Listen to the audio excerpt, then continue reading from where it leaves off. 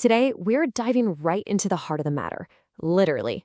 We're going to explore what happens when the cardiovascular system breaks down, and we'll do it by looking at three totally different failures, each telling a unique story about this incredible organ. Think about this for a second. Your heart is going to beat over 2.5 billion times in your life. It's just a marvel of engineering, right? But that same complexity means there are a lot of ways things can go wrong. So we're going to look at three fundamental types of failure, starting with probably the one you've heard of the most. So our first story is all about a failure in the heart's fuel supply. Just like a car's engine, the heart muscle needs a constant, steady flow of oxygen-rich blood to do its job. So what happens when that fuel line gets clogged? Well, the results can be catastrophic. Now, this is a scene that unfortunately plays out all the time. We've got a 60-year-old man, he's already managing a chronic condition like diabetes, and then suddenly he collapses. To really understand why this happened, we've got to look deep inside the very arteries that are supposed to be keeping his heart alive. Okay, what you're looking at here tells the whole tragic story. On the left, you can see the coronary artery is just dangerously narrowed. That's from a gradual buildup of fatty plaque. But on the right, under the microscope, that's the final blow. A fresh blood clot, a thrombus, has formed right on top of that plaque and has completely sealed off the vessel. That's it. No blood can get through, which means no oxygen. And that brings us to the official term for this, myocardial infarction. We all know it as a heart attack. The infarction part literally means tissue death. So the heart muscle downstream from that clot we just saw is being starved of oxygen, and it starts to die. It's a fuel supply crisis happening at a cellular level. All right, let's switch gears for our second case. Here, the problem isn't a simple clog inside the vessel. It's much more complex. What happens when the blood vessels themselves basically become the enemy, when they rebel against the body in, well, an inflammatory rage?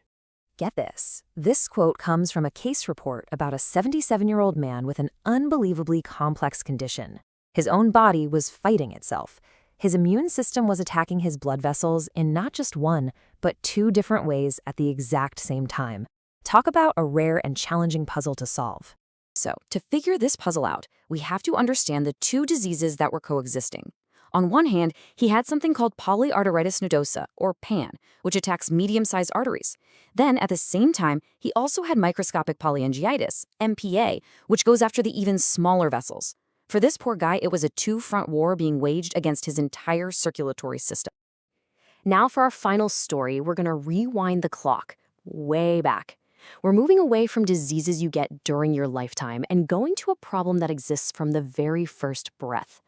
This one is all about a fundamental flaw in the heart's original architectural blueprint. This is how it often starts. A baby has these terrifying episodes called tet spells. When they cry or feed, their body is screaming for more oxygen, but there's a structural problem in their heart that just can't deliver it. And the result is this telltale bluish tint to the skin, called cyanosis, because oxygen-poor blood is circulating through their little body. So what's causing this? Well, you're looking at it. The condition is called tetralogy of Fallot. Now, tetralogy literally means a group of four, and that's because this isn't just one simple issue, it's a combination of four separate defects that all formed before the baby was even born. So what exactly is this flawed blueprint? Let's break down the four distinct problems that make up this condition. 4. That's the key number here. It's not just one thing gone wrong.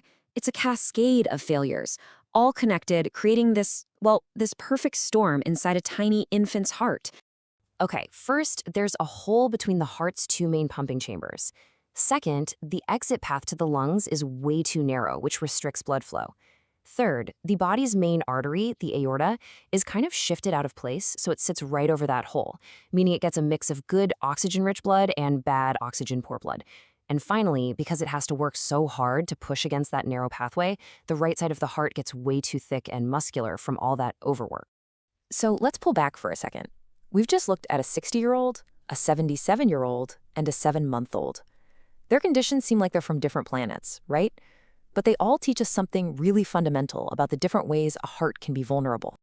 If you take away one thing from this explainer, let it be this. The heart attack, that was a plumbing problem, a blocked fuel line. The vasculitis, that was a materials problem, the pipes themselves were failing. And tetralogy of Fallot, that was a design problem, a flaw in the architectural plans from day one. Three totally different system failures, each showing us a unique way our most vital organ can be challenged. It's amazing we've gotten incredibly good at patching pipes, at calming down inflammation, and even at re-engineering flawed blueprints with surgery. But as we solve these problems and people live longer and longer, what new vulnerabilities are going to show up? What is the next great challenge for our hearts? And honestly, that's the question that keeps driving cardiovascular science forward.